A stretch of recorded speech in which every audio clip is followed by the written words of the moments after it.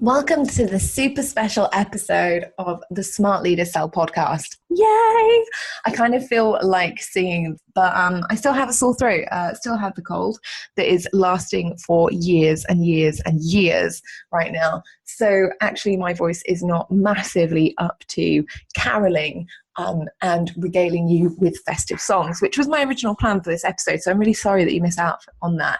Next year maybe I will record it in like June so I don't have a sore throat, and then I will be singing Silent Night and all of that kind of thing, and you can get the full benefit of my karaoke vocals.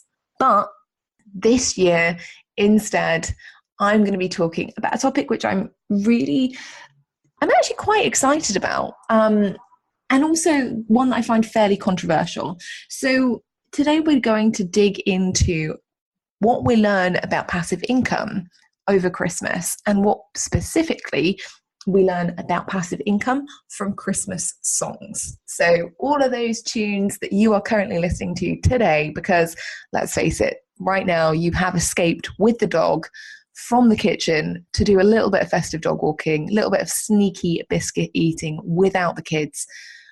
And obviously I'm accompanying you on this journey. Well, at least I hope I am.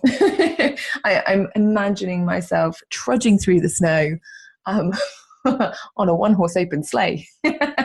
So over the hills we go, laughing all the way. Let's get started. So I don't know about you. Obviously, I'm not recording this on Christmas Day.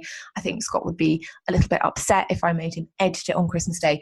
But my Christmas Day is usually pretty chilled. And actually, this is the first year, which I'm kind of excited about, also a little bit nervous. This is the first year that our family is coming over later in the day. So traditionally, we go to midnight mass with my mum on Christmas Eve, and she stays over with us, and we wake up on Christmas morning, and it's all like full on from that. I'd like to point out that I'm not actually massively religious, but I was raised in a Irish Catholic household. So, midnight mass is kind of like a rite of passage. Every year I go, and every year I like the hymns, and, it's nice. It gives me that festive feeling. So usually we have my mum, she comes over on Christmas Eve and stays the night with us, and it's all very jolly. Unfortunately, she's one of those people who's really into Christmas. So about 4 a.m, she's like, oh my God, it's Christmas, and get up and let's do stockings and all this kind of stuff. And me and Sam are a bit like, oh my God, we're not morning people. Please get out, leave us alone for another few hours. So this year is the first year that we will be going to midnight mass, coming home and having Christmas morning just us two. My mum's going to be coming over in the afternoon, which I'm excited about, although Sam has said that does not mean that we have to wait to open presents until the afternoon. So by the time that you are listening to this, it is quite likely that I have had the small child mentality of I must rip open all of the wrapping paper immediately, like right now, and gaze at all of my Christmas presents, eat all of the chocolate, and gorge myself on smoked salmon and ham, which apparently is our Christmas breakfast. Very, very excited for these things. I actually really love Christmas Day, and I get really into it. For me, it's about just having one day of the year where you spend it with family. And actually, I say one day of the year, but given that we visit Sam's family on Boxing Day and we kind of travel up and see them, we end up having like 3 Christmases, and it's really nice. So it's the one time of the year where actually it is just a family period. And for that reason, I don't really work over Christmas. I kind of say goodbye to my community on the 22nd of December. And I say, hey, look, I'm going to be going, eating, drinking, doing all the things over Christmas. And I'll be back on the 8th of January. And I might pop in from time to time to share, the odd Christmas pudding selfie, or if we have a spectacular looking Yule log or something. But really, it's not about working. It's very much about just being present with my family, having fun with my friends, making sure that, I'm spending the time with the people that make my life, my business possible. Because, without Sam, without my family, without his family, it would actually be really, really difficult to keep the business going. And, it's when you have that kind of why that is, you're building this for the benefit of your family. Obviously, if they weren't around, it'd be a bit of a slog, right? So Christmas episodes of the podcast will still be around. If you are worrying, if you are thinking, oh my God, Jess, I'm not going to hear from you on a Monday to Friday, do not worry. We have you covered. Christmas episodes of the podcast will be available. Obviously, we're here on Christmas Day. We'll be here the week after, and we'll be here the week after that. I'm just like, the week after, the week after, the week after. It's because those days don't have like special days. But the Christmas episodes are going to be a bit shorter. And the reason for that is when you're walking your dog at Christmas, it tends to be a quicker walk because, let's face it, everyone wants to get back for the crappy telly, crappy films, and a ton of Cadbury cream eggs, milk tray, roses, whatever it is that is your kind of chocolatey tipple over the festive period. So the episodes will be slightly shorter, but ultimately they are still going to be really, really good episodes. I've got some great guests who've agreed to come in over the festive period as well, which is awesome. And I will be back officially in the new year with some epic content, epic guest interviews, and I'm really, really excited about that. So stick with us over Christmas into the new year, and you'll find that we've got some amazing content coming for you then. So Christmas songs and passive income. Now, when I was planning out this episode, I was like, I don't really know whether this is like a tenuous link, but it's something that I see, and maybe that's because I'm in sales, maybe it's because it's something I see all the time. Maybe that's why I see it so strongly. And so I'm really sorry, because if I tell you this, you may not be able to unsee it. And for that, I am forever sorry. But it's really, really useful, and it'll be a really useful reminder every single Christmas. So Christmas songs, okay, teach us an awful lot about passive income. And there are 3 reasons that they do this. The first thing is that everyone gets very excited about being Christmas number one. Okay, Ed Sheeran and Eminem are competing for this year. Personally, I have my fingers crossed for Eminem. Ed Sheeran's a nice bloke, but Eminem I have been a diehard fan of and pretty much in love with since I was about 14. So, all the fingers crossed that he will break the mold and be the kind of anti-pop version to Christmas songs for 2017. But everyone gets very excited about Christmas number one. Everyone, tracks it. Everyone gets very vocal about it. We all have a winner in our minds. Okay. Now, if you're past the age of about 40 and you have young children, they will probably be more invested in who is Christmas number one than you are, potentially. I know that in the UK, lots of the tweens here are very into the X Factor winners, and they're all like, yay, and they've been picking up the phones every week and voting for them and spending a ton of money and time, a ton of money that's probably your money, on making sure that these people hit the number one spot. So why do we get so bothered about it? And also, why are celebrities, why are singers so bothered about being Christmas number ones? The simple fact is that if you are Christmas number one, you're going to be reaping the rewards and the benefits of that for months, if not years to come. Okay. If you are a Christmas number one, everyone knows you sold really big. You were hugely popular, you got streamed the most, you had the most sales. So basically, A, you made a ton of money, and B, you know that everyone after that point is going to be interviewing you and going, you were Christmas one in 2017. How was that? And so every year that now collates its Christmas albums, eventually they're going to do like a Now Christmas Through the Ages. And if you are a Christmas number one, you are going to be on that CD. And again, we're talking about royalties, we're talking about long-term success and sustainability. So basically, selling big at Christmas means reaping the rewards in terms of visibility, fame, celebrity during that festive season, but also for years to come. It's a longevity thing. even if you only have like a Christmas hit and then nothing else. Like there have been many, many people who've had one Christmas hit and then gone like completely off the radar. And just every Christmas we bring them back out. We're like, oh yeah, that song, I love that. And that person is kind of sat there like, woohoo, I've still got it. The second thing, coming off of that is about royalties. Okay, so if you've ever been to the supermarket during the festive season, and I'm talking from like Halloween onwards, because for some reason in the UK, Christmas basically begins the day that Halloween ends. So everyone wakes up on the 1st of November and it's like, woohoo, it's Christmas time. And, people who are Grinch-like, so me, and my family, we're like, no, Christmas songs should not be in shops until December. And we refuse to sing along. We refuse to get excited about it. But for the majority of the nation, okay, Christmas starts in November. Everyone gets very excited. Everyone's very, jazzed about the Christmas music. Everyone's singing along. And what this really means is that we hear these Christmas songs on repeat, non-stop.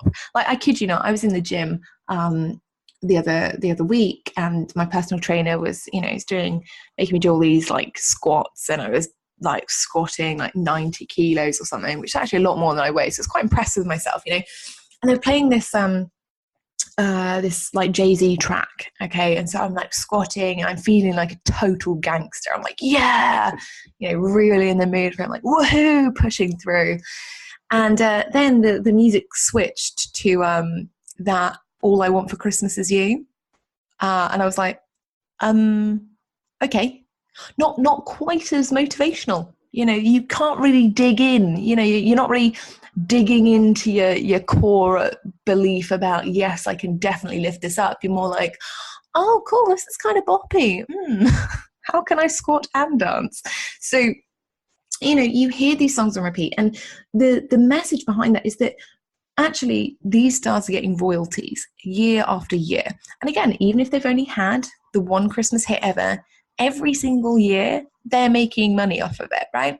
And that's really important. When we think about our own businesses, it's really, really important to think about how can we bring this in, and the easiest way to do it is with passive income, is to create something that can be going out there, can be being sold without you having to do anything extra. And effectively, that is what these singers are doing at Christmas time. They're just rocking up. They're like, hey, I've got this awesome song. It's on a ton of CDs. It's being played on every radio in every country, in every state, in every shop, supermarket, gym, everywhere.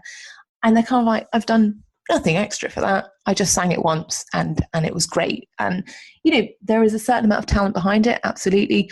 But reaping the rewards, again, for months, for years to come, particularly in the case of royalties, is about making sure that you have something that is going to be genuinely valuable, and that you can put on auto, that you can put on repeat, so that people can just be picking it up at any given time and making the purchase and therefore delivering cash into your bank account every single day. Okay, and that's really, really important. If you don't have a passive income product in your business yet, and to be honest, unless you're making sort of 5K a month consistently with your premium offers, do not worry about passive income at this time, or membership sites. But if you are making kind of 5K a month consistently and you're like, right, okay, how can I expand my operation? How can I expand my reach and make more money without doing tons more?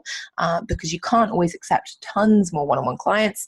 Start thinking about passive income products, self-study courses, high ticket or really, really solid guidance programs, ebooks, anything that you could be selling that you wouldn't actually have to be creating brand new content for all the time. And that way you are going to set yourself up like a Christmas bestseller, okay, for years and years worth of success. Now, the final kind of point about Christmas songs and how they reflect online business for sure, and certainly how they remind me of passive income products, is that every so often you'll get a little minor change. Okay, so every year, or every couple of years, the original singer will be like, oh, I might jazz that up a bit. So, for example, Mariah Carey, I think back in like 2010 or something, I don't know, released this, All I Want for Christmas Is You.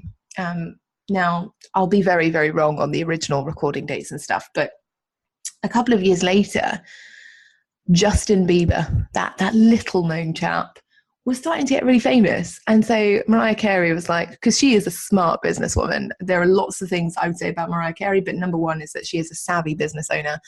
She was like, okay, cool, I'm going to do a little change to my epic Christmas hit, and I'm going to re-record it. I'm going to get Justin Bieber to come in and do a little bit of singing. And so Bieber, the Biebs, is on that track singing his little heart out to Mariah Carey's All I Want for Christmas Is You. And he's on the video and everything like that. And everyone's like, no, why would she change the original? And I'm like, oh, she's so smart. She's just brought in all of Bieber's fans, and all of the tweens are literally like, I have to buy that CD because it's got Justin Bieber on it. So not only has she got her own diehard fans, she's also now got his. And every couple of years, she goes out and she makes a couple of minor changes and re-releases it. And what that does is it, refreshes it for current audiences. It keeps it fresh. It keeps it new. It keeps it interesting. But also, it means re-releasing it and bringing in a wider audience and, in that vein, more money in the bank. Okay, so it's a very, very savvy business model. Very, very savvy business model. And there are lots of people who are doing it. If you've ever heard the Feed the World song, the Feed the World, that one that is on all Christmas everywhere.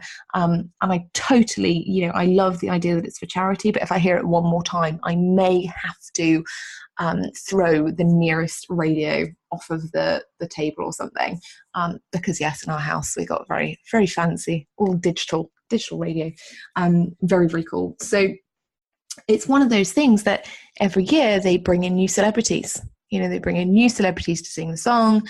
They bring in new people. There's a new video. And again, that re-release is wider audience, fresh music, new royalties, and new money in the bank. Okay, so the thing that you need to take away from that for your business is, yes, you can have a passive income product, absolutely. But every so often, change it up. Like, if you have a self-study course that sells really, really well, it's really, really popular, every so often, like every year or so, run a live version. And people will be like, oh my God, I have to do it live, right? Because live versions are always very, very different to you motivating yourself and putting yourself through the course on your own.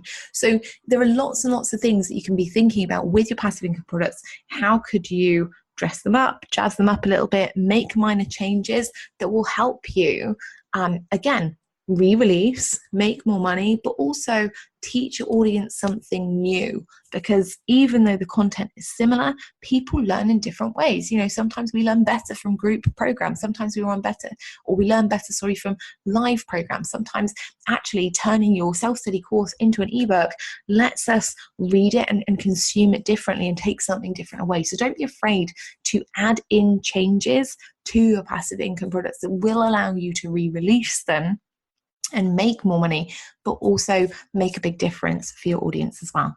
So there you go. Christmas songs really are the lifeblood of this season, and I'm hoping that on this festive day you are listening to lots of Christmas songs. You are getting excited. You're doing what I am doing, which is basically karaoke, drinking wine, and I would say helping Sam make the dinner, but ostensibly I'm basically just sat on the sofa admiring all of my presents and eating chocolate right now. And that literally is probably my festive season overall. But Christmas songs really are a huge part of the season, and adding a passive element to your business can do the same for you. So I hope that wherever you are, whatever you are enjoying today, whether you're spending it with family or friends, whether you're singing your heart out to Christmas songs, watching the Queen's speech on television, or just, sat there watching Die Hard, traditional Christmas festive film of the year, that you are having an absolutely wonderful Christmas. And I will see you on Friday for the next episode.